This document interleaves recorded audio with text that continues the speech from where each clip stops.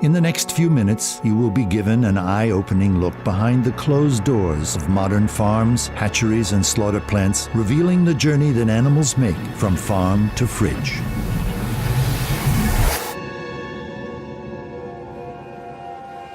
For nearly their entire 4-month pregnancies, mother sows are locked in narrow metal stalls barely larger than their own bodies. Many of the animals develop open sores and scratches. Workers often kick, hit, and yell at pigs to move them. Soon after birth, piglets are castrated by workers who cut into their skin and rip out their testicles. Next, the workers chop off their tails.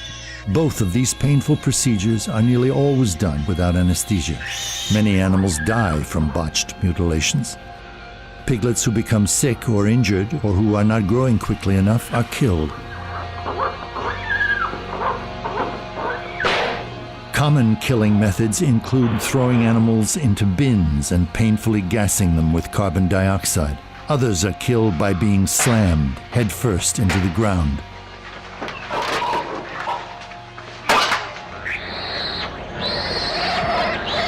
At a factory farm in Ohio, workers killed injured sows by hanging them on a forklift to be slowly strangled to death, a practice defended by the pork industry. Pigs raised for meat typically live only 5 to 6 months, a mere fraction of their natural lifespan, in overcrowded pens like this. Workers frequently tattoo the animals with ID numbers by hitting them with metal-spiked mallets. Once pigs have reached market weight, they are sent to slaughter. At the slaughterhouse, pigs are knocked in the head with a steel rod, hung upside down, and have their throats slit.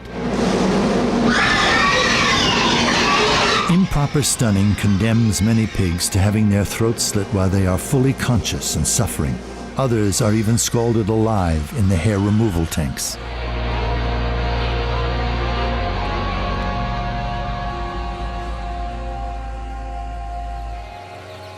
From the moment they hatch, the egg industry subjects chicks to horrors few of us can even imagine. At the hatchery, workers quickly and roughly sort the males from the females. Because male chicks don't lay eggs and do not grow quickly enough to be raised profitably for meat, they are killed within hours after hatching. Male chicks are typically thrown into giant grinding machines while still alive. This practice is deemed standard and acceptable by the egg industry. Another killing method is to drop male chicks into trash bags to be smothered or suffocated. More than 200 million unwanted male chicks are killed on their first day of life each year in the United States. The females have it even worse, destined for a life of prolonged cruelty. To reduce pecking induced by overcrowded living conditions, workers use a hot blade or laser to remove part of the chick's beaks. This mutilation can cause both acute and chronic pain. After debeaking, the birds are moved to cages where they will spend the rest of their lives. Nearly 95% of egg-laying hens spend their lives confined in tiny wire cages like this. Most birds never see sunlight or breathe fresh air. They are packed so tightly they cannot even spread their wings, walk, or turn around without pushing other birds aside.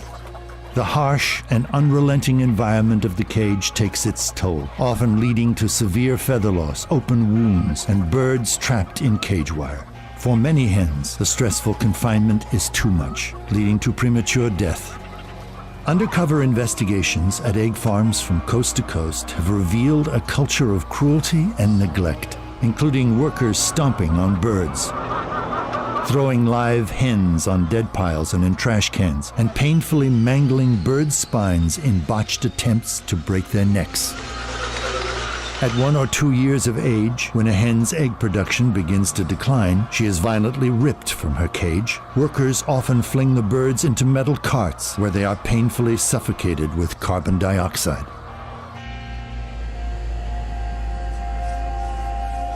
Crowded by the thousands into filthy sheds, chickens and turkeys are denied many of their most basic natural behaviors and needs, such as fresh air and exercise. Through genetic selection, chickens and turkeys raised for meat have been bred to grow so large so quickly that many suffer crippling leg disorders, chronic joint pain, and even fatal heart attacks. Sick or injured birds often have their necks broken. Others are clubbed to death.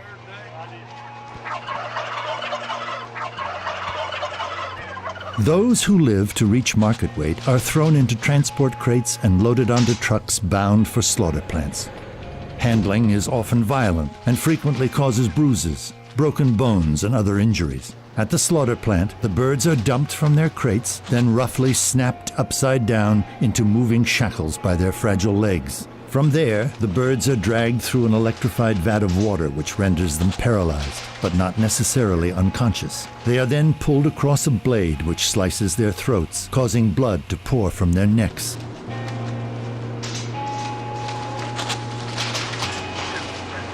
Some of the birds who miss the blade have their throats slit or their heads ripped off by a backup killer.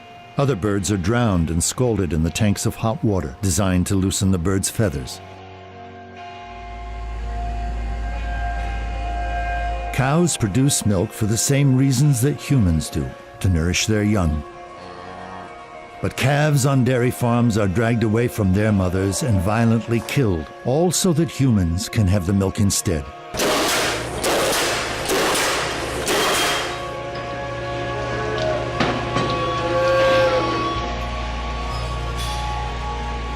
The majority of today's dairy cows are confined on factory farms. Some spend almost their entire lives standing on concrete floors. Others are crammed into massive mud lots.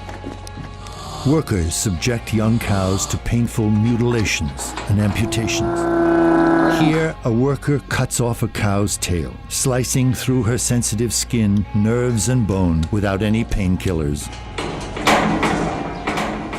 Another routine practice is dehorning, burning into the calves' skulls to remove their budding horns. Painkillers are rarely used.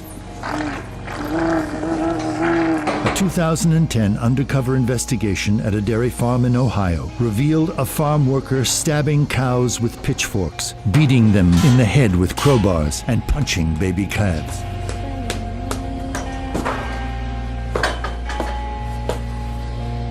Injuries and illness often run rampant in filthy, disease-ridden factory farm environments. Cows too sick or injured to stand are called downers and are often left to slowly suffer and die from their injuries. At a fraction of their natural lifespan, the so-called spent dairy cows are prodded onto transport trucks and shipped to slaughterhouses. An undercover investigation at a slaughterhouse in California revealed downed dairy cows being kicked, shocked, pushed with forklifts, and water hosed in the mouth and nostrils in an effort to get them to the kill floor. Most cattle raised for beef endure several mutilations without painkillers, including castration and hot iron branding. Most spend the last few months of their lives in overcrowded feedlots, standing in their own waste. Unreliable stunning practices at the slaughterhouse condemn many cattle to having their throats cut and their limbs hacked off while still alive and conscious. Undercover investigations at kosher slaughterhouses in the United States have documented the routine practice of cutting open the throats of fully aware and alert cattle.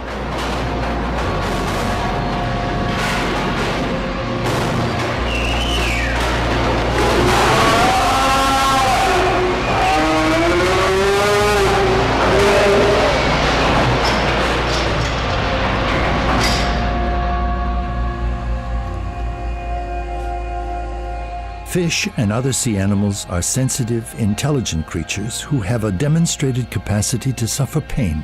Massive trawling nets indiscriminately drag hundreds of tons of fish and other animals along the ocean floor. As they are dragged up from the ocean depths, the fish undergo excruciatingly painful decompression.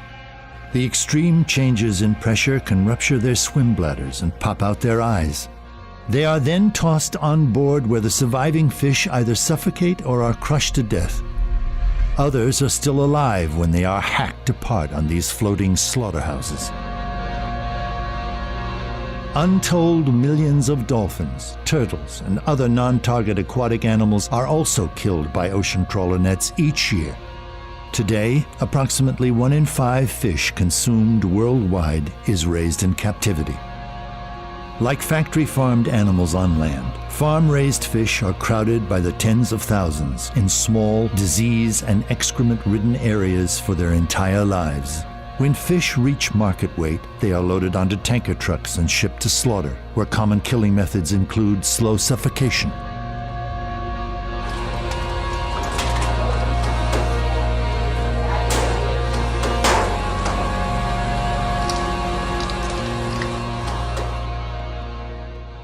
Farmed animals are every bit as intelligent, curious, and capable of feeling pain and suffering as the dogs and cats so many of us know and love. If you are at all moved by this film, please do your part. Make a commitment today to explore a vegan diet. It could be one of the best decisions of your life. By withdrawing our support of this cruel and violent system, we can put our ethics on the table and make a statement for a kinder and more compassionate society for all animals. For delicious vegan recipes, nutritional information, and tips on making the transition to a plant-based diet, please visit chooseveg.com.